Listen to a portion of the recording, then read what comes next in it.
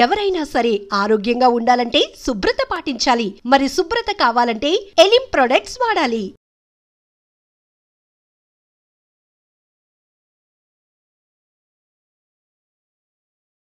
నమస్కారం, welcome to I dream. ధర్మ మార్గం విత్ విజిత కార్యక్రమానికి స్వాగతం. ప్రస్తుతం మనతో పాటు ఉన్నారు హరే కృష్ణ గోల్డెన్ టెంపుల్ నుంచి హరే కృష్ణ మూవ్మెంట్ ప్రెసిడెంట్, అక్షయ పాత్ర రీజనల్ ప్రెసిడెంట్ శ్రీమాన్ సత్య గౌర చంద్రదాస ప్రభుజీ గారు మనతో పాటు ఉన్నారు. ఇప్పుడు వారితో మాట్లాడి కృష్ణ తత్వం గురించి, కృష్ణాష్టమి రాబోతోంది, దాని గురించి అడిగి మరిన్ని వివరాలు తెలుసుకునే ప్రయత్నం చేద్దాం.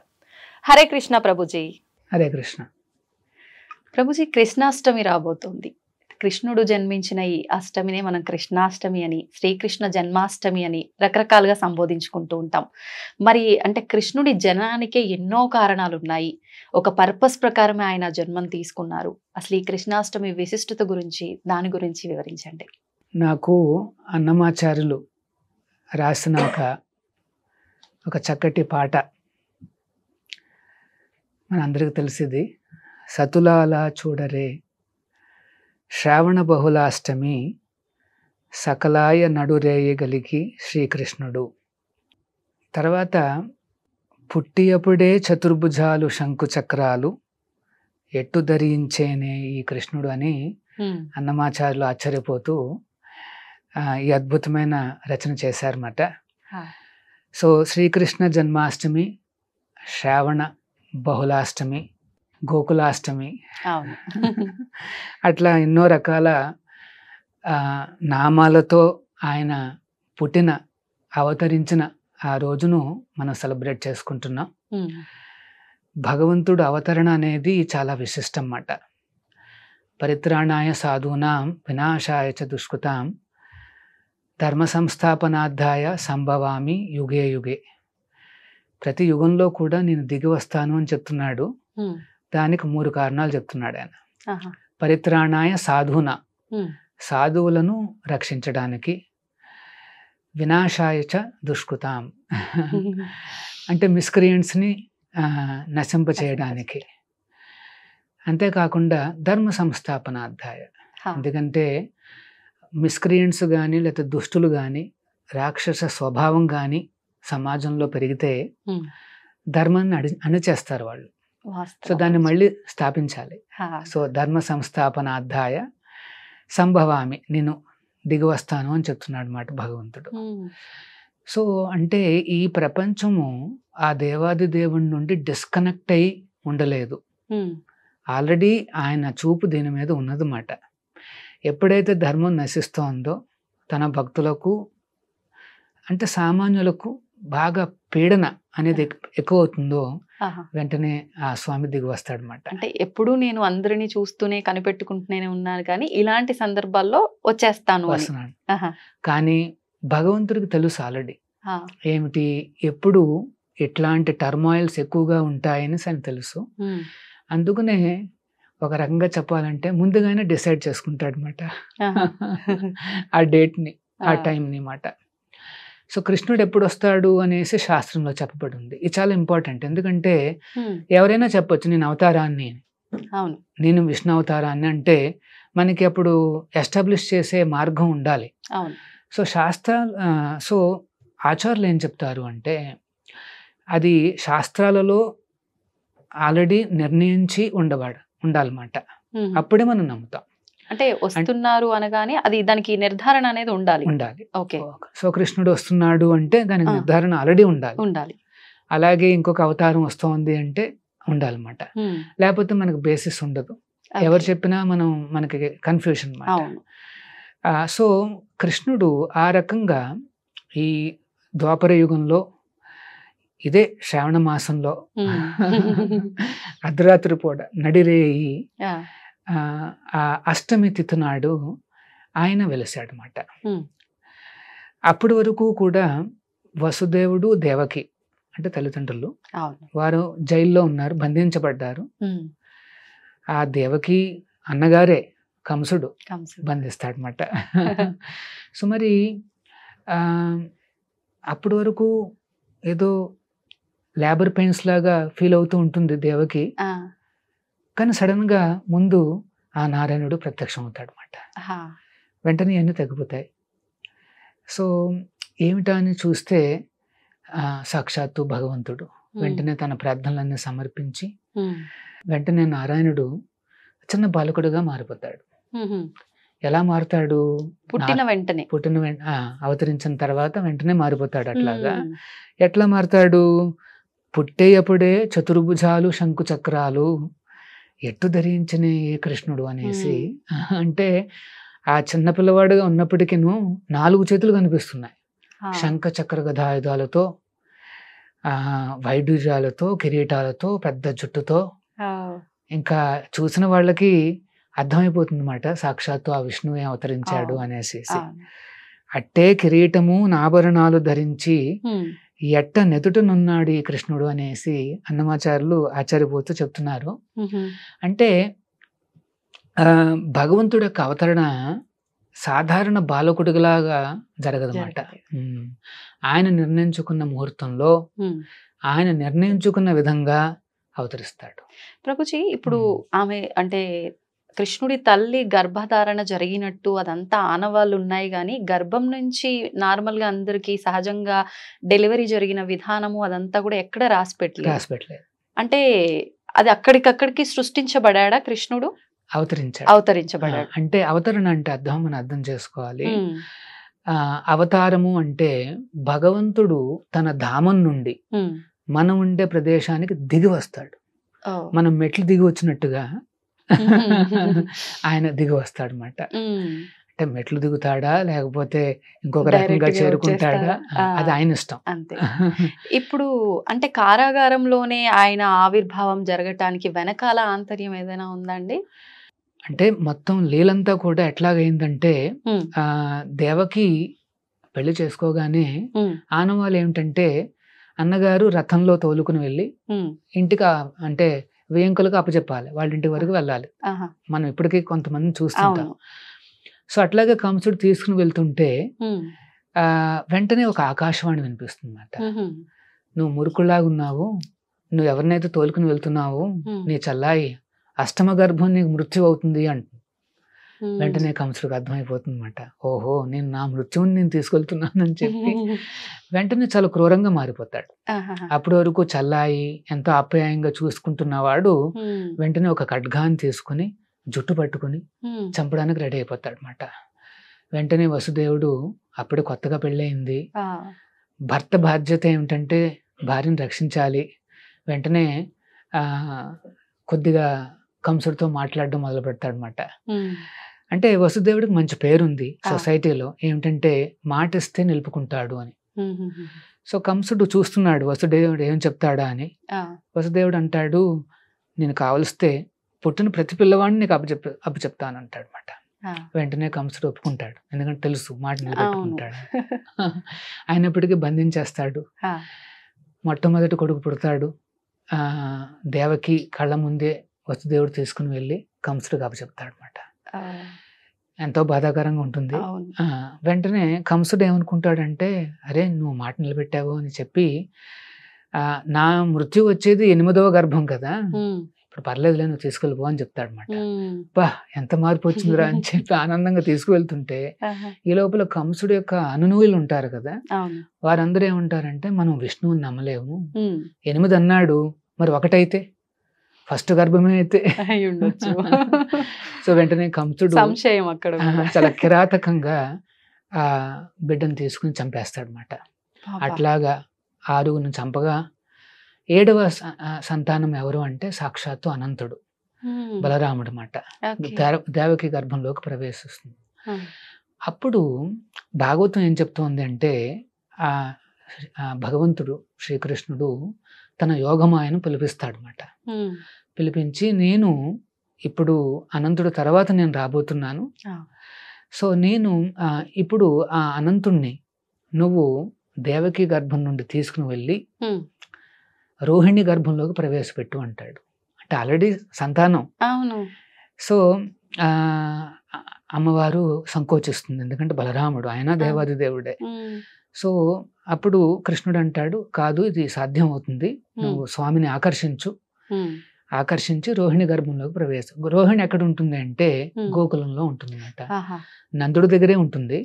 సో ఆ రకంగా తీసుకెళ్ళమని చెప్పి యోగమాయను కూడా గోకులంలో పుట్టమని చెప్తాడు అన్నమాట. సో ఆ రకంగా ఆ అరేంజ్మెంట్ పూర్తి కాగానే అందరూ ఏమనుకుంటారు అంటే దేవకికి గర్భస్రావం అయిందనుకుంటారు, మిస్కేరేజ్. ఎందుకంటే అనంతుని తీసేసుకుంది ఆవిడ. తీసుకువెళ్ళి రోహిణికి గర్భంలో ప్రవేశపెడుతుంది అన్నమాట. సో ఇక్కడ అనుకోవడం ఏంటంటే మిస్క్యారేజ్ అనుకుంటారు, కానీ సేఫ్ గా ఉంటాడు అన్నమాట బలరాముడు అక్కడ. తర్వాత ఆ భగవంతుడు ఆ రకంగా అవతరిస్తాడు. అంటే ఫస్ట్ దేవకి ముందు అవతరించి తన బిడ్డగా మారిపోతాడు అన్నమాట. అలా 4 చేతులతో కనిపించగానే దేవకి పుత్రవాత్సల్యంతో నువ్వు ఇట్లా ఉంటే కంసుడు వస్తాడు చంపేస్తాడని భయపడుతూ ఒక నార్మల్ బాలకుడుగా మారిపోవని కోరుతుంది, సామాన్య బాలకుడుగా. వెంటనే కృష్ణుడిగా మారిపోతాడు, నల్లనయ్యగా మారుతాడు. కొత్త మేఘం ఏ రకంగా బ్లూ కలర్ లో ఉంటుంది చూడు, ఆ కలర్ లో ఆ భగవంతుడు కనిపిస్తాడు అన్నమాట. అవతరించగానే వెంటనే వసుదేవుడికి ఏం చెప్తాడు అంటే నన్ను ఇక్కడ నుండి తీసుకువెళ్ళి గోకులానికి తీసుకువెళ్ళు అంటాడు అన్నమాట. అదే అష్టమి గడియల్లో స్వామిని తీసుకుని వెళ్ళి గోకులానికి ప్రయాణిస్తాడు. అందుకనే గోకులాష్టమి అని కూడా అంటారు. సో ఆ రకంగా గోకులము అంటే గోవుల కులం అంటే ఆవులు ఎక్కువగా పెద్ద ఆవులు ఉండే కమ్యూనిటీ మాట. అదే గోకులం అంటే. బృందావనము, గోకులము, మథుర అంటే ఇంకా ఎన్నో ఆవులు ఉంటాయి అక్కడ. నందుడికి లక్షలాది ఆవులు ఉన్నాయని చెప్పబడిన శాస్త్రం చెప్తా అన్నమాట. సో యోగమాయ ప్రభావంతో ఏమవుతుంది అంటే మొత్తం అక్కడ అందరూ నిద్రపోవడము, గేట్లు తెరుచుకోవడము, వసుదేవుడు చిన్న బుట్టలో చిన్న కృష్ణుని పెట్టుకుని బయటకు వస్తాడు. భారీగా వర్షం. యాక్చువల్గా మాకు జన్మాష్టమి టైం కూడా అంటే కృష్ణుడు అవతరించే చాలా వర్షాలు వస్తాయి. ఇది వర్షాకాలం కదా, సో అప్పుడు కూడా వర్షం పడుతోంది. సో అందుకనే కృష్ణుడిని ఆ వర్షం నుండి కాపాడడానికి అన్నట్టుగా అనంతుడే సాక్షాత్తు అవతరించి ఒక గొడుగులాగా అంబరిలాగా పట్టుకుని ఉంటాడు. యమున దగ్గరికి వస్తాడు వసుదేవుడు. చాలా వేగంగా ఉధృతంగా ప్రవహిస్తూ ఉంటుంది. వసుదేవుని చూడగానే యమున దారి కల్పిస్తుంది. వెంటనే వసుదేవుడు వెళ్తుంటే కొన్ని శాస్త్రాలు ఏం చెప్పబడింది అంటే చిన్ని కృష్ణుడు అటు ఇటు దొల్లుతూ పడిపోతాడు, యమునాలో పడిపోతాడు అన్నమాట. వెంటనే వసుదేవుడు పిచ్చివాళ్ళ తయారైపోతాడు. నా కొడుకు, అయ్యో ఒక్క కొడుకన్నా మిగులుతాడు అనుకున్నాను అని ఎంతో ఆతృతగా ఆల్మోస్ట్ మ్యాడ్ అయిపోతాడు అన్నమాట. అప్పుడు మళ్ళీ కృష్ణుడు దర్శనం ఇచ్చి మళ్ళీ బుట్టలోకి ప్రవేశిస్తాడు. అంటే మొదటి లీలలు ఇక్కడ మొదలు పెట్టేశాడు. ఆచార్యులు ఏం చెప్తారు అంటే ఆ యమున కూడా స్వామి పాదాలను స్పృశించాలని ఆ కోరికను కూడా తీరుస్తాడు అన్నమాట. అట్లాగా ముందుకు వెళ్ళి యశోద ఇంటికి చేరుకుంటాడు. యశోద అప్పుడే ఒక ఆడపిల్లకు జన్మనిచ్చుంటుంది అన్నమాట. సో ఆడపిల్ల దగ్గర కృష్ణుడిని పెట్టి ఆడపిల్లని తీసేసుకుని, అంటే స్వాపింగ్ ద చిల్డ్రన్ తీసుకుని వెంటనే జైలుకి వచ్చేస్తాడు అనమాట. జైలుకు రాగానే వెంటనే ఆ పిల్ల ఏడవడం మొదలు పెడుతుంది. వీళ్ళందరూ మేలుకుంటారు. వెంటనే కంసుని పిలుస్తారు. హుటాహుటిని వచ్చేస్తాడు. వచ్చేసేసి ఎక్కడా అనేసి అడుగుతాడు. ఎక్కడా అని 8వ సంతానం అని. దేవకి అంటుంది, చూడరా ఆడపిల్లరా, వదిలిపెట్టేసాయి, నిన్ను చంపేది మగవాడు కదా అనేసి అంటే, కాదు కాదు విష్ణువుని నమ్మకూడదు, 8వ సంతానం అన్నాడు గాని ఆడవాళ్ళ చెప్పలేదు కదా అని చెప్పి చాలా క్రూరంగా అంటే 2 కాళ్ళు పట్టుకుని బండ మీదకి కొట్టడానికి ప్రయత్నిస్తాడు. ప్రయత్నించినప్పుడు ఆ ఆడపిల్ల చేతి నుండి స్లిప్ అయ్యి ఆకాశంలోకి ఎగిరి అమ్మవారిలా అవతరిస్తుంది అన్నమాట. ఆ దుర్గాదేవిగా వెలుస్తుంది. యోగమాయ వెలిచి కంసుని హెచ్చరిస్తుంది అన్నమాట. మూర్ఖుడా, నీ మృత్యు ఆల్రెడీ ఉన్నది, దగ్గరకు వస్తోంది. ఎంతో ఇన్నోసెంట్ అమాయకులైన ఈ వసుదేవుడు దేవకిని ఏ రకంగా బంధించి హింసలు పెడుతున్నావు, నీ రోజులు దగ్గర పడ్డాయని చెప్పి అంతర్ధానం అయిపోతుంది అన్నమాట. అంటే ఈ ప్రపంచంలో అమ్మవారు కృష్ణుడికి చల్లాయిగా అవతరించింది అన్నమాట. అందుకనే ఆవిడకి పేరు వైష్ణవి. కృష్ణుడే 8 నామాలు ఇస్తాడు ఆవిడకి. వైష్ణవి అని, దుర్గా అని అట్లా. సో ఆ రకంగా అవతరించగా అంటే ఆవిడ అంతర్ధానం కాగానే సో కృష్ణుడు ఆల్రెడీ చేరుకున్నాడు. వెంటనే ఆ రోజునే సెలబ్రేట్ చేసుకుంటాడు అనమాట. జన్మాష్టమి మర్నాడు రోజుని నందోత్సవం అంటారు అనమాట. నందుడు యొక్క ఉత్సవం. కొడుకు పుట్టిన ఆనందంతో మొత్తం అందరినీ పిలిచి చక్కటి విందును ఆయన ఏర్పాటు చేస్తాడు. సో అది నందోత్సవం అంటారు. నందోత్సవానికి మా గౌడీయ సంప్రదాయంలో అంటే మా ఇస్కాను హరే కృష్ణ మూమెంట్ లో ఒక విశేషం ఉంది. అదే రోజున ఈ హరే కృష్ణ ప్రపంచానికి మొత్తానికి తీసుకువెళ్ళిన మా సంస్థాపక ఆచార్యులు ఈస్ డివైన్ గ్రేస్ విశ్వగురువులు ప్రభుపాదుల వారు అవతరించిన రోజు అన్నమాట అది. ఆ నందోత్సవాన్ని మేము వ్యాస పూజగా మేము సెలబ్రేట్ చేస్తాం. అంటే గురువుని ఆ రోజు కొలుస్తాం, ఆరాధించడం అన్నమాట. సో ఆయన ఆచార్యులు ఈ హరే కృష్ణ మూమెంట్ కి ఎవరైనా సరే ఆయన యొక్క ఆశ్రయాన్ని ఇప్పటికే పొందొచ్చు, ఆయన ద్వారా కృష్ణుడిని చేరొచ్చు. ఓకే ప్రభుజీ, మరి ఇప్పుడు కృష్ణాష్టమి రోజు అక్కడైతే ఆ వేడుకలన్నీ జరుపుకున్నారు, ఈ రెండవ రోజు కూడా ఇలాంటి కార్యక్రమాలన్నీ చేసుకున్నారు. ఇప్పుడు మనం ఏ రకమైన విధానాలు ఆచరించాలి? కృష్ణుడు అంటే భగవంతుడు అనే దానికన్నా మా ఇంట్లో పిల్లవాడు, మా ఇంట్లో ఒకరు అనే భావన ఎక్కువగా ఉంటుంది ప్రతి ఒక్కరిలో. మరి ఆ కృష్ణయ్యని ఆ కన్నయ్యని ఎలా మనం లాలించాలి, ఎలా ఆ రోజు ఆరాధించాలి? ఓకే, జనరల్గా అంటే భగవంతుడు అవతరించిన దినోత్సవం ఎప్పుడంటే అర్ధరాత్రి అష్టమి గడియలు. సో భక్తులందరూ ఏం చేస్తారు అంటే ఆ అష్టమి గడియల వరకు కూడా ఉపవాసం చేస్తారు. మార్నింగ్ నుండి రాత్రి వరకు కూడా ఉపవాసాలు చేస్తారు. ఉపవాసము చేస్తూ ఇంకొక వైపు కృష్ణనామాన్ని చెబుతూ ఉంటారు అన్నమాట. హరే కృష్ణ కృష్ణ కృష్ణ హరే హరే, హరే రామ రామ రామ హరే హరే చెబుతూ ఉంటూ చేస్తారు. అంతేకాదు ఎన్నో రకాల సేవలు అందిస్తుంటారు అన్నమాట. అంటే ఒక దేవస్థానానికి వచ్చి కాస్త దర్శనం చేసుకోవడము, ఆ రోజు కొద్దిగా క్యూస్ ఎక్కువగా ఉన్నా సరే కాస్త తపస్సులు చేస్తూ ఆ స్వామిని దర్శించుకోవాలని వస్తుంటారు. మన ఇంట్లో చేయాలి అనుకుంటే మనం ఉపవాసం ఉండాల్సి అంటే అర్ధరాత్రి వరకు ఉపవాసం చేయడం చాలా మంచిది. ఉపవాసం కొంతమంది నిర్జల చేస్తారు, అంటే వాటర్ కూడా తీసుకోకుండా చేస్తారు. కానీ ఒకవేళ హెల్త్ రీజన్స్ అట్లాంటివన్నీ ఉంటే మీరు పళ్ళు ఫలాలు జ్యూసెస్ అని తీసుకోవచ్చు. దీన్ని ఏమంటారు అంటే అనుకల్పము అంటారు, అనుకల్ప ప్రసాదము అంటారు అన్నమాట. అయితే ఏకాదశి నాడు ఇట్లాంటి పదార్థాలు తీసుకుంటే ఆ వ్రతం చెడిపోదు. ఏమిటి పళ్ళు ఫలాలు, మిల్క్, యోగట్టు అన్ని తీసుకోవచ్చు. పల్లీలు తీసుకోవచ్చు, సగ్గుబియ్యం తీసుకోవచ్చు. సగ్గుబియ్యం దుంపతో వస్తుంది కాబట్టి సో దుంపలు వెజిటేబుల్స్ అని తీసుకోవచ్చు. సో ఒక్క ధాన్యాలు పప్పులు పల్సెస్ అన్ని కూడా అవి అవాయిడ్ చేయాలన్నమాట. సో పాలు, ఫ్రూట్స్, వెజిటేబుల్స్ అన్ని తీసుకోవచ్చు. చాలా మంది భక్తులు తీసుకుంటారు కూడా. కానీ అక్కడ మెయిన్ విషయం ఏంటంటే ఈ హరే కృష్ణ మహామంత్రాన్ని, హరినామాన్ని చెబుతూ ఉండాలి. ఎంత వీలైతే అంత చేయాలి. కొంతమంది భక్తులు అయితే ఆ రోజున 64 మాలలు చేస్తారు. 64 అంటే 64 × 108 సార్లు ఆ భగవంతుడి నామాలు ఉచ్చరిస్తూనే ఉంటారు అన్నమాట. అంటే దాదాపు ఎన్ని అవర్స్ పడుతుండొచ్చు ప్రభుజీ? కానీ ఆచార్యులు వారు రికమెండ్ చేసింది ఏమిటంటే 16 మాలలు 2 గంటలు పడుతుంది. కానీ కొంతమంది భక్తులు 64 చేస్తారు. అంటే 2 × 4 అంటే 8 గంటలు పడుతుంది అన్నమాట. సో ఉపవాసం చేస్తూ భగవత్ నామస్మరణ చేస్తూ తర్వాత వీలైతే దేవస్థానానికి వచ్చి దర్శనం చేసుకుంటూ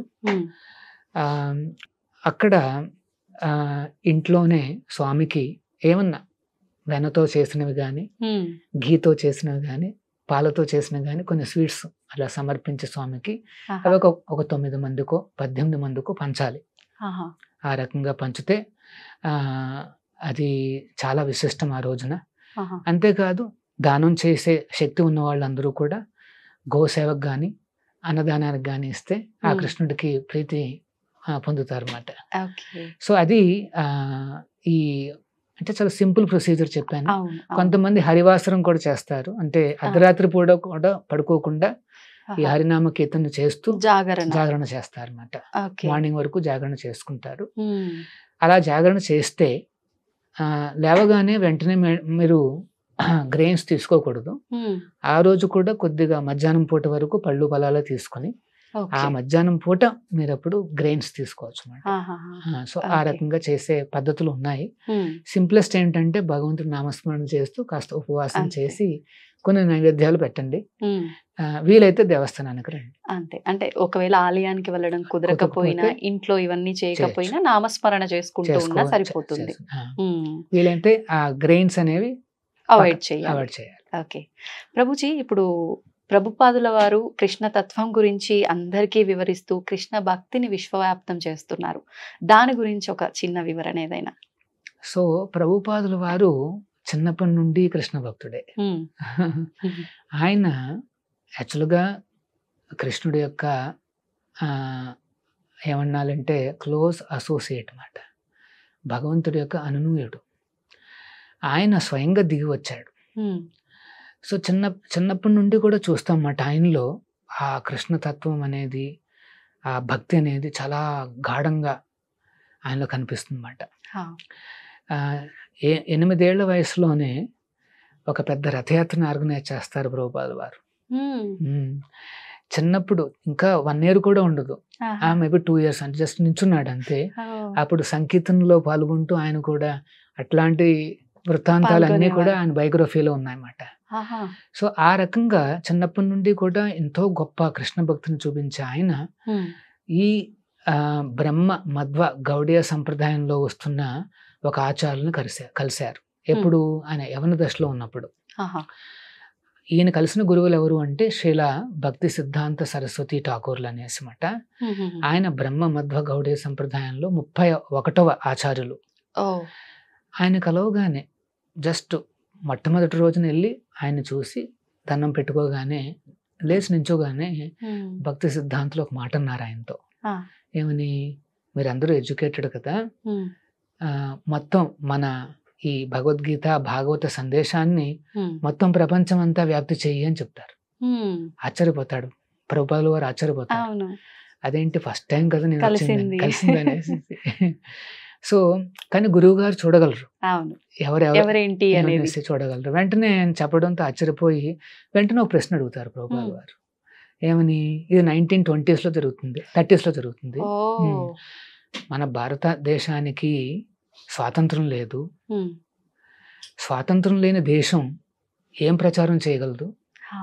మనం ఏం మాట చెప్పినా ఎవరు వింటారు? అవును. అందరూ అనేది ఏంటంటే నీకే స్వాతంత్రం లేదు, ఉమ్. నువ్వేం నువ్వేం చేస్తావు ఇంకా? నువ్వేం చేస్తావు ఇంకా అనేసి అడుగుతారు కదా. అంటే అవును. అప్పుడు భక్తి సిద్ధాంతులు అంటారు, మనం తీసుకెళ్తున్న ఈ మెసేజ్ భగవద్గీత భాగవతం అనేది ఉమ్. ఈ స్వాతంత్రాలు లేకపోతే ఎనీ భౌతిక పరిస్థితుల మీద ఆధారపడలేదు నాయన. హా. ఈ మెసేజ్ అనేది శాశ్వతంగా ప్రతి ఒక్కరు ఎదురు చూస్తున్నది, నువ్వు వెంటనే ఈ మెసేజ్ని తీసుకుని వెళ్ళు అని చెప్తారన్నమాట. ఉమ్. సో వెంటనే ఆకర్షితులు అవుతారు. అవును, ఇది శాశ్వతమైన మెసేజ్, ఇది పరిస్థితులు అనుకూలంగా ఉన్నాయా లేదా అని ఆధారపడి ఉండదు ఉమ్. అనేసి ఆలోచించి వెంటనే చాలా ఆకర్షితులు అవుతారు అన్నమాట ప్రభుపాదుల వారు. ఆహా. వెంటనే భక్తి సిద్ధాంతుల దగ్గర నుండి దీక్ష తీసుకుంటారు. ఉమ్. దీక్ష తీసుకుని ఎప్పుడూ ఆలోచిస్తూ ఉండేవారు అన్నమాట, ఎలా సంపూర్ణం చేయాలి, ఉమ్. గురువు గారి యొక్క ఆదేశాన్ని ఎట్లా పాటించాలి. ఎందుకంటే ముఖ్యంగా ఆయన ఏం చెప్తారంటే గురువులు పాశ్చాత్య దేశాలలో ప్రచారం చేయమని చెప్తారు ముందుగా. సో మరి ఎట్లా వెళ్ళాలి అనేసి ఆలోచిస్తూ ఆ. ప్రభుపాదుల వారు ఎన్నో రకాల ప్రయత్నాలు చేస్తారు. ఫస్ట్ ఇండియాలోనే ప్రయత్నాలు చేస్తారు. ఆహా. కానీ ఇండియాలో అందరూ ఏంటంటే అందరూ అమెరికా వైపు చూస్తున్నారు. అప్పటి నుంచి ఇదే ఉంది. అదే ఉందండి. అంటే ఫస్ట్ బ్రిటన్ కాస్త పతనం చెందడంతో అమెరికా. అంటే పాశ్చాత్య దేశాల్లోనే ఏదో ఉందనేసి ఒక అనుకుని ఇక్కడ జనాలు ఎక్కడ మొగ్గు చూపుతున్నారో అక్కడి నుంచే మనం మొదలు పెడితే బాగుంటుంది అనే ఉద్దేశం అయి ఉండొచ్చు కదా ప్రభుజీ. సో ప్రభుపాదులు అదే అనుకున్నారు. మా గురువు గారు సందేశం ఇచ్చారు, ఇంగ్లీష్ లో దీన్ని ప్రచారం చేస్తే కాస్త ఇంటెలిజెంట్ పీపుల్ దీన్ని తీసుకుంటే వెంటనే అందరూ యాక్సెప్ట్ చేస్తారు. సో వెంటనే అలాగా చాలా ప్రయత్నాలు చేసి ఇండియాలో సాధ్యం కాక ఇంకా అమెరికాకి వెళ్ళడానికి నిశ్చయించుకుంటారు. అంటే ఎక్కడికైనా వెళ్ళొచ్చు, లండన్కి వెళ్ళొచ్చు, ఎక్కడికైనా వెళ్ళొచ్చు, కానీ ఎందుకు అమెరికా అనేసి అనిపించింది గురువు గారికి. సో వెంటనే ప్రయాణించడానికి ఎన్నో రకాల ప్రయత్నాలు చేసిన అవ్వదు. ఒక రోజున ఒక ఆలోచన వస్తుంది. ఒక వాడ కంపెనీని నడిపే ఒక సుమతి మురార్జీ అనేసి ఒక ఆవిడ, కంపెనీ ఓనర్ అన్నమాట, ఆవిడ ముంబైలో ఉంటుంది. సో ప్రభుపాదుల వారు వెళ్ళి కలుస్తారు. ఆవిడ వెరీ ఎల్డర్లీ లేడీ, చాలా భక్తురాలు మాట ఆవిడ కూడా. చెప్పండి స్వామీజీ, నేనేం చేయగలను అంటే, అమ్మ ఏం లేదు, మీకు ప్రయాణం చేసే వాడు ఉంది కదా, అందులో నాకు ఉచితంగా ఒక టికెట్ ఇప్పించండి, నేను న్యూయార్క్ సిటీకి వెళ్ళాలనుకుంటున్నానంట. మా వాడ వెళ్తోంది, కానీ అది ప్రయాణికులు వెళ్ళే వాడ కాదండి, సరుకులు మోసేవాడ. అక్కడ ఎవరు ఉండరు, జస్ట్ సరుకులు పోతున్నాయి అంతే. అది మీరు ఎట్లా వెళ్తారని అడిగితే, లేదండి అయినా పర్లేదు, ఎంతో కొంత ఉంటారు కదా, కెప్టెన్ ఉంటాడు, కొంత క్రూ ఉంటుంది, నేను వాళ్ళతో పాటు వెళ్ళిపోతానంటాడు. ఆయన పట్టుదల చూసి ఆవిడ చెప్తున్నమాట. అప్పుడు ప్రభుపాదుల వారి వయస్సు ఎంత అనుకుంటున్నారంటే 70 ఏళ్ళు. 70 సంవత్సరాలు అప్పుడు ఈ రిక్వెస్ట్ చేస్తున్నారు. అంటే అప్పటి వరకు ప్రయత్నిస్తూనే ఉన్నారు. యవ్వన దశలో కలిసారు ఆయన, ఇప్పుడు వరకు ప్రయత్నాలు జరుగుతూనే ఉన్నాయి. అయినప్పటికీ ఆయన ఎప్పుడు డిస్కరేజ్ కాదా. గురువుగారి యొక్క వాక్యాన్ని పరిపాలిస్తున్నారు, ఎన్నో రకాల ఫెయిల్యూర్స్ వచ్చాయి, ఆయన డిస్కరేజ్ కాల. ఇది ఇప్పుడు నేటి సమాజానికి ఒక మంచి ఉదాహరణ కదా ప్రభుజీ. ప్రతిదీ ఏదైనా నిరాశ కలగగానే వదిలేస్తూ ఉంటాము. చిన్న ఫెయిల్యూర్ రాగానే, అవును, కొంతమంది ఎక్స్ట్రీమ్ స్టెప్స్. కానీ ప్రభుపాదుల వారు 70 ఏళ్ళు వచ్చేంత వరకు ఎన్ని రకాలుగా ప్రయత్నిస్తారు పాప. సో అది సరే, ఆవిడ అంటుంది, స్వామీజీ మీరు ఈ వయసులో ఎక్కడో అమెరికాకు వెళ్తున్నారు, చాలా చలిగా ఉంటుంది, మీరు అక్కడ బతకలేరు కూడా అని అంటే, ఆవిడ తెలిసిన ఎక్స్పీరియన్స్ చెప్తుంది ఆవిడ. అయినప్పటికీ ప్రభుపాదుల వారు అంటారు, లేదు మా గురువులు చెప్పారు, నేను వెళ్ళాల్సిందే అంటాడు. ఎట్లాగా కన్విన్స్ చేయడానికి ప్రయత్నిస్తోంది అన్నమాట. తర్వాత అంటుందన్నమాట, అక్కడ మీరు రావాలని ఎవరు కోరుకోవటం లేదు, మిమ్మల్ని ఆహ్వానించిన వాళ్ళు కూడా ఎవరు లేరు, మీరు అక్కడికి ఎందుకు వెళ్తున్నారు, ఎంత పెద్ద రిస్క్ ఎందుకు తీసుకుంటున్నారు, ఉండిపోండి అంట. అయినప్పటికీ ఆయన వెంటనే ఆ పట్టుదల చూసి ఆవిడ సరే స్వామీజీ అని చెప్పేసి ఒక టికెట్ ఇస్తుందన్నమాట. ఆ వాడ పేరు జలదూత. సో ప్రభుపాదుల వారు అందులో ప్రయాణిస్తారు. ప్రయాణించినప్పుడు ఫస్ట్ 3-4 రోజుల్లో శ్రీలంక, అంటే మన ముంబై నుండి ప్రారంభమై అలా శ్రీలంకకు చేరుకుంటుంది. అక్కడ నుండి మెయిన్ స్ట్రీమ్ ఓషన్లోకి వస్తే ఎక్కడ చూసినా సముద్రం. వెంటనే సీ సిక్నెస్ వచ్చేస్తుంది ఆయనకి. వచ్చేసేసి ఆకలి అనిపించదు, కాస్త వామిటింగ్ లాంటిది సెన్సేషన్ ఉంటుంది, చాలా వీక్ అయిపోతారు. ఒక రోజున హార్ట్ అటాక్ వస్తుంది. చాలా హార్ట్ అటాక్ రాగానే సమూహం, ఆ కెప్టెన్ వీళ్ళందరూ వచ్చి కాస్త సేద తీర్చి ఫస్ట్ ఎయిడ్ ఇస్తారు, కాస్త తీసుకుంటారు. కానీ ఆయనకి ఆకలి ఇంకా రాదు మాట, వెనక్కి రాదు ఏమి. నెక్స్ట్ ఇంకొక 2 రోజులు కాగానే మళ్ళీ ఇంకొక సెకండ్ హార్ట్ అటాక్ వస్తుంది. వెంటనే కుప్పకూలిపోతారు. అనుకున్నారంట, మేబీ నాకు ఈ రకంగా రాసి పెట్టుందేమో, వాడలోనే నేను పరంపదించాలని రాసి పెట్టుందేమో అని అనుకుంటారు. ఎందుకంటే 70 years కదా. కానీ ఆయన అలాగా ఒక ఆపస్మారక స్థితిలో ఉన్నప్పుడు ఆయన కలలోకి కృష్ణుడు కనిపిస్తాడు అన్నమాట. కనిపించి ఇంకా నీకేమీ కాదు ఇక్కడ, నువ్వు అమెరికాకు ప్రయాణించని చెప్పి, ఈ పడవకి ఇంకేం కాదని చెప్పి ఒక అష్యూరెన్స్ ఇచ్చి, అప్పుడు ప్రభుపాదుల వారు ఏం చూస్తారు అంటే, దశావతారాలు స్వయంగా ఆ పడవని తీసుకెళ్తున్నట్టుగా కల వస్తుంది అన్నమాట. వెంటనే చాలా కాన్ఫిడెన్స్ వస్తుంది. అప్పుడు అట్లాంటిక్ అనే సముద్రంలోకి ప్రవేశిస్తుంది అన్నమాట వాడ. కెప్టెన్ అంటాడు, అట్లాంటిక్ చాలా భయానకంగా ఉంటుంది స్వామీజీ, మీకు మరి ఏమవుతుందో అనేది భయంగా ఆయన. అప్పుడు ప్రభుపాదుల వారు అంటారు, ఏం కాదు, ఆల్రెడీ కృష్ణ భగవానుడే చెప్పేశారు. అసలు చాలా స్మూత్ గా వారు ఫస్ట్ బోస్టన్ చేరుకుంటారు, ఆ తర్వాత న్యూయార్క్ సిటీకి చేరుకుంటారు అన్నమాట. చేరుకుని దిగుతున్నప్పుడు స్వామీజీ చేతిలో 5 ట్రంక్ బాక్సులు ఉంటాయి, అవన్నీ భాగవతం పుస్తకాలు, ఆయన చెందింది ఇంకొక చిన్న బ్యాగు, 40 రూపాయలు చేతిలో ఉన్నాయి, 70 ఏళ్ల వయసు, ఎవరూ లేరు సహాయానికి. అలా దిగుతూ ఉన్నప్పుడు ఆ కెప్టెన్ పేరు పాండే. పాండే గారు, నా దగ్గర $1 లేదు, నా దగ్గర కొన్ని పుస్తకాలు ఉన్నాయి, నేను ఒక సెట్ ఇస్తాను మీకు, మీరు పుస్తకాలను తీసుకుని మీకు అంత తోస్తే అంత డబ్బులు ఇవ్వండి అని అడుగుతారు.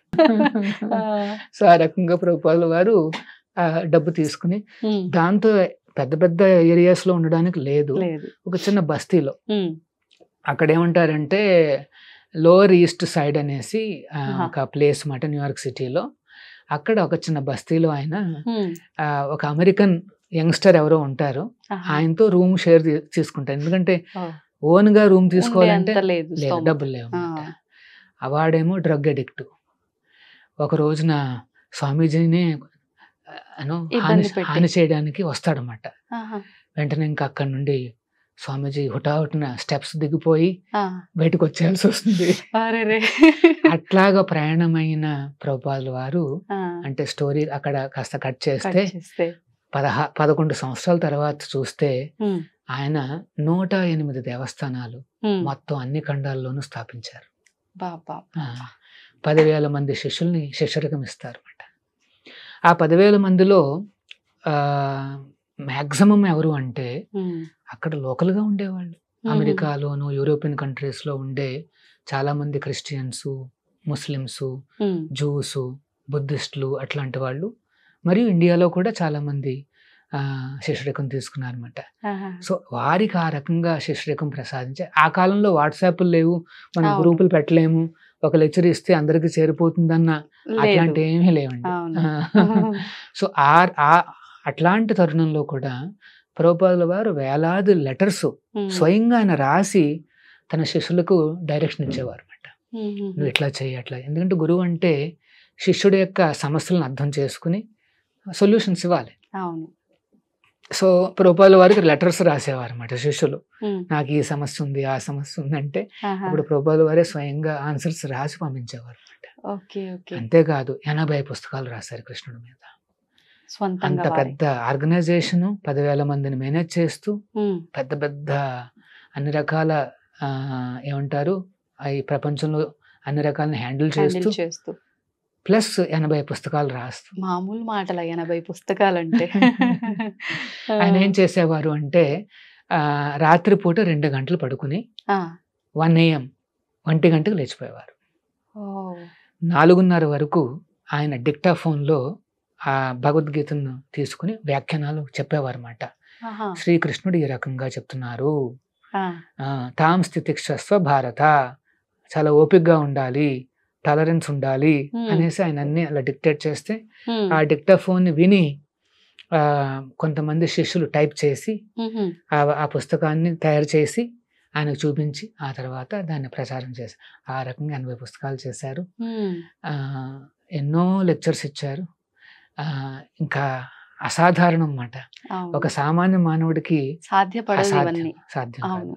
సో ఆ రకంగా కృష్ణుణ్ణి, కృష్ణతత్వాన్ని, హరే కృష్ణను, ఇంకొక విశేషం లక్ష్మీ నరసింహ ఆరాధనను అన్ని ఖండాలలోకి, అన్ని గుమ్మాలలోకి తీసుకువెళ్ళాడు.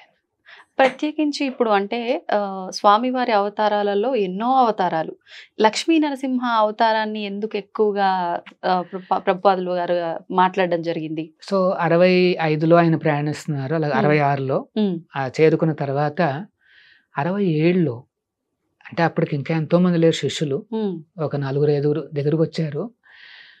ఆ తరుణంలో ఇంకొక హార్ట్ అటాక్ వస్తుంది. చూడండి ఆ ఏజ్ చూడండి.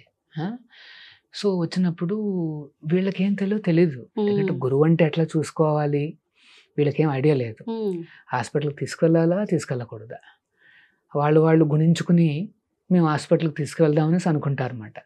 అనుకుంటే అప్పుడు ప్రభుపాదుల వారు, అంటే కాస్త ఆ స్పృహ ఇంకా ఉంది, ఆయన ఏం చెప్తారంటే వద్దు, నన్ను హాస్పిటల్కి తీసుకెళ్ళొద్దు, నేను మీకు ఒక మంత్రం చెప్తాను, ఆ మంత్రాన్ని మీరు ఉచ్చరించండి, అప్పుడు 2 దేవస్థానాలు ఉంటాయి, అక్కడ ఇక్కడ అందరూ కూడా ఉచ్చరించండి అని చెప్పి నరసింహస్వామి వారి యొక్క మంత్రాన్ని ప్రసాదిస్తారు. అప్పటి వరకు వారికి కృష్ణుడు అంటేనే తెలుసు, ఇప్పుడు నరసింహ అంటే వాళ్ళకి ఐడియా లేదు. సో ప్రభుపాదుల వారు చెప్తారన్నమాట, ఈ లక్ష్మీ నరసింహ, ప్రహ్లాద నరసింహ ఆయన కూడా విష్ణు అవతారమే. తర్వాత భక్తుల్ని రక్షించే భావనలో ఉంటాడు నరసింహ. ఎప్పుడూ భక్తుల్ని రక్షించే, ఎందుకంటే ప్రహ్లాదుని రక్షించడానికి వచ్చాడు. సో నన్ను రక్షించమని కోరుకోండి, నా గురువు గారు వచ్చిన పని ఇంకా పూర్తి కాలేదు, మీరు పర్మిషన్ ఇస్తే పూర్తి అవుతుంది అనేసి కోరుకోమని చెప్తాడు అనమాట. సో ఆ రకంగా వాళ్ళు ప్రార్థనలు చేస్తారు. రూపాయలు వారు ఖచ్చితంగా రికవర్ అవుతారు. సో ఇంత ఘనంగా హరే కృష్ణ అన్ని చోట్ల ప్రచారం అయింది అంటే అది ఆ లక్ష్మీ నరసింహస్వామి అనుగ్రహం. ఇప్పుడు మనకు హరే కృష్ణ గోల్డెన్ టెంపుల్లో లక్ష్మీ నరసింహస్వామి స్వయంభూ ఆలయం కూడా ఉంది. మరి ఇప్పుడు కృష్ణాష్టమి రోజున ఇక్కడ కూడా వేడుకలు జరుగుతాయా? అంటే కృష్ణుడితో పాటు స్వామి వారికి, లక్ష్మీ నరసింహ స్వామి వారికి కూడా ఎటువంటి వేడుకలు జరుగుతుంటాయి ప్రభుజీ?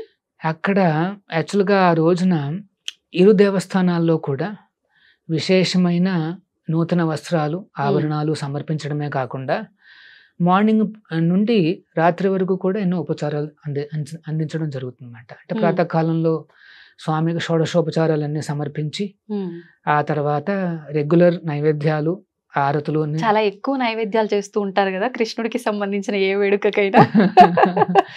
జనరల్ గా అవతరించిన రోజున 108 ఐటమ్స్ మేము తయారు చేస్తాం.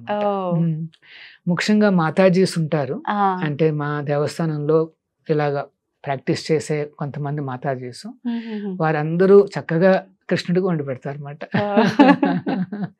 ఒక 2 రోజుల నుండే వాళ్ళు రెండు రోజుల ముందు నుండే వాళ్ళు ప్రారంభిస్తారు. అందులో స్వీట్స్ ఉంటాయి, కారాస్ ఉంటాయి, కొన్ని రకాల చట్నీలు, తర్వాత ధాన్యాలతో చేసినవి, అన్ని రకాల రైస్ ఐటమ్స్, పాలు, మిల్క్, ఘీ, తర్వాత పన్నీరు, వీటితో చేసిన ఐటమ్స్ అన్నీ ఉంటాయి. అట్లా ఎన్నో రకాల వెరైటీస్ అన్ని కలిపి 108 వెరైటీస్ మేము సమర్పిస్తాం స్వామికి. సమర్పించిన తర్వాత వాటిని అన్నిటినీ కూడా భక్తులకు అందరికీ డిస్ట్రిబ్యూట్ చేసేస్తాం. వచ్చే వాళ్ళందరికీ వారందరికీ పంచుతాం అన్నమాట. యాక్చువల్గా మా హరే కృష్ణ మూమెంట్లో మీరు గమనిస్తే ప్రసాదానికి మేము చాలా ఇంపార్టెన్స్ ఇస్తాం. అవును, ఎక్కడికి వెళ్ళినా సరే మా కార్యక్రమాల్లో అటెండ్ అయితే చాలు, చాలా ఘనంగా వాళ్ళకి ప్రసాదాలు. మెయిన్ క్వాలిటీ కూడా చాలా బాగుంటుంది. ప్రభుజీ, ఇప్పుడు అక్కడ మాతాజీలు ఇవన్నీ ప్రసాదాలు చేయటంలో నిమగ్నమై ఉంటారన్నారు.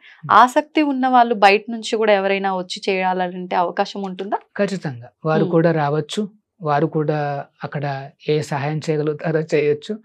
వాలంటీరింగ్ అనేసి ఉంటుంది. అంటే మనం తిరుమలలో కూడా చూస్తుంటాము, శ్రీవారి సేవలు చేస్తుంటారు వాలంటీర్స్. అట్లా ఇక్కడ కూడా రావచ్చు. చాలా మంది యాక్చువల్గా వేలాది మంది వాలంటీర్స్ ఆ రోజున అక్కడ ఉంటారు. ఎందుకంటే వచ్చిన భక్తులకు సౌకర్యం ఏర్పాటు చేయడము ప్లస్ భగవంతుడికి సేవలు అందించడము అని నడుస్తూనే ఉంటుందన్నమాట. సో ఆ రోజున ఒక విశేషం ఏంటంటే హరే కృష్ణ గోల్డెన్ టెంపుల్లో మీరు అక్కడున్న రాధా గోవిందులు ఆ దర్శనం చేసుకోవచ్చు. అత్యంత అందంగా సుందరంగా కనిపిస్తారు. ఆ రోజున నూతన వస్త్రాభరణాలు ఇస్తాం కాబట్టి. తర్వాత ఇంకొక రూపము గోధాకృష్ణులు ప్లస్ మాకన కృష్ణులు, అంటే 3 కృష్ణ రూపాలని దర్శనం చేసుకోవచ్చు ఆ రోజున. సో ఈ గోధాకృష్ణులు ఆ లక్ష్మీ నరసింహ దేవస్థానంలో ఉంటారు. తర్వాత రాధాకృష్ణులు ఇక్కడ ఈ దేవస్థానం ఈ గర్భాలయంలో ఉంటారు, మా గుళ్ళో ఉంటారు. తర్వాత మాకన కృష్ణుడు అంటే వెన్నముద్ద పట్టుకుని చిన్ని కృష్ణుడు. ఈ చిన్ని కృష్ణుడు విశేషం ఏమిటంటే వచ్చిన ప్రతి ఒక్కరూ కూడా ఆ చిన్ని కృష్ణుడికి ఉంజల సేవ సమర్పించవచ్చు. అందరికీ అవకాశము. అక్కడేం టికెట్స్ అంటూ ఏమి ఉండవు. అందరూ చక్కగా స్వామికి సేవను సమర్పించి తీర్థ ప్రసాదాలు స్వీకరించి చక్కగా ఆనందంగా ఆ స్వామి అనుగ్రహానికి పాత్రలు కావచ్చు. అందరికీ కూడా అవకాశం ఉందన్నమాట. మీరు అందరూ రావచ్చు. ఓకే ప్రభుజీ, కృష్ణుడు అంటేనే ఆయన లీలలు 1-2 కాదు, అసలు చెప్పుకుంటూ పోతే ఎన్నో లీలలు. ప్రత్యేకించి ఈ రోజున మనం ఈ పూజలు ఇలాంటివి పార్టిసిపేట్ చేయకపోయినా ఆయనకు సంబంధించిన విషయాలు విన్నా కూడా ఆ తత్వాన్ని అర్థం చేసుకోగలమంటారా? ఎస్, కృష్ణతత్వాన్ని అర్థం చేసుకోవాలి అంటే అత్యంత సులభమైన మార్గం ఏమిటంటే శ్రవణం. కృష్ణుడి గురించి వినాలి. వినటం. కానీ ఎవరి నుండి వినాలి ఉమ్, అది చెప్పారు. అది మనం ఆచార్యుల వారి నుండే వినాలి. ఉమ్, ఎవరైతే ఆ కృష్ణుడి యొక్క అనన్యమైన భక్తిని ఉమ్, ప్రదర్శించారో అట్లాంటి ఆచార్యుల వారి ముఖం నుండి వచ్చే ఆ వాక్యాలను మనం వినాలన్నమాట. ఆహాహా. Okay, so okay. మన అందరం కూడా ప్రభుపాదుల వారి దగ్గర నుండి వింటే, లేకపోతే ఆయన రాసిన పుస్తకాల నుండి గనక మనం చదివితే ఉమ్, వెంటనే కృష్ణతత్వం అనేది తేలిగ్గా అర్థమవుతుంది. ఓకే. వేదేషు దుర్లభం అన్నారు. యాక్చువల్గా వేదాలలో కృష్ణతత్వం అనేది చాలా దుర్లభం. ఉమ్, మనం చదువుకుంటే ఏం అర్థం కాదు. అర్థం కాదు. కానీ అదుర్లభం ఆత్మభక్త, అంటే ఆత్మభక్తుడు అంటే తన సొంత భక్తుడు ఆయన దగ్గర నుండి వింటే మాత్రం అదుర్లభం, వెంటనే తేలికైపోతుంది. Okay, okay. అంటే ఈ రోజున కోట్లాది మంది కృష్ణతత్వాన్ని అర్థం చేసుకుని ఉమ్, ఆయన భక్తులు అయ్యారు అంటే దానికి కారణం ఏంటంటే అదుర్లభం ఆత్మభక్త. ప్రభుపాదుల వారి ఆయన కరుణ ద్వారానే జరిగిందన్నమాట. ఉమ్, సో విశ్వగురువులైన ఈ ప్రభుపాదుల వారిని మనం ఆశ్రయిస్తే వెంటనే కృష్ణతత్వం అనేది చాలా తేలిగ్గా లభిస్తుంది. ఉమ్, మన జీవితంలో పెద్ద చక్కటి ట్రాన్స్ఫర్మేషన్స్ వస్తాయి. ఎప్పుడూ ఆనందంగా కిలకిలలాడుతూ మన రెగ్యులర్ డ్యూటీస్ చేసుకోవచ్చు. ఓకే. ప్రభుజీ, కృష్ణతత్వం అంటున్నాం. అంటే అసలు ఏంటి ఈ కృష్ణతత్వం అనుకునే వాళ్ళకు సింపుల్ గా ఏదైనా చెప్పగలరా? ఏం లేదు, ఉమ్. కృష్ణుడు ఒక సుప్రీం పర్సనాలిటీ, ఆ, ఆయన అర్థం చేసుకోవడం అంతే. ఓకే. ఉమ్, ఒక సామాన్యుని అర్థం చేసుకోవడమే చాలా కష్టం. అవును. ఎందుకంటే చూస్తే మనకు అర్థం కాదు ఎవరు. అవ్వదు. మనకు అర్థమయ్యేది ఏంటంటే బాహ్యంగా కనిపించే కొన్ని ఫీచర్స్ తప్పితే వాస్తవం. లోన ఉంటే మనకు అర్థం కాదు. అవును. మరి దేవాది దేవుడు కృష్ణుడు ఆయన అర్థం చేసుకు దాన్ని తత్వం అంటారు అన్నమాట. తత్వం అంటే ఆ సత్యం అన్నమాట, truth as it is. Okay. అంటే యాజ్ ఇట్ ఈస్ గా ఆయన గురించి అర్థం చేసుకోవాలి. చేసుకో. జన్మకర్మచమే దివ్యం ఏవం యో తత్వతః త్యక్వా దేహం పునర్జన్మనైతి మామేతి సో అర్జున అన్నాడు కృష్ణుడు. ఉమ్, ఏమిటి? నా జన్మను నా లీలను ఎవరైతే తత్వతః అంటే యాజ్ ఇట్ ఈస్ గా అర్థం చేసుకుంటారో, ఉమ్, అంటే యథాతథంగా అర్థం చేసుకుంటారు, ఉన్నది ఉన్నట్టుగా ఆ, దెన్ త్యక్వా దేహం శరీరం వదిలిపెట్టిన తర్వాత ఆ, పునర్జన్మ నైతి, మళ్ళీ ఓ. పునర్జన్మ అంటూ ఉండదు. మరి ఏమైపోతాడు? ఆ, శూన్యంలో కలిసిపోతాడా? జ్యోతిలో, అనంతమైన జ్యోతిలో కలిసిపోతాడంటే కాదు, ఉమ్, మామేతి నా దగ్గరికి చేరుకుంటాడు అంటాడు.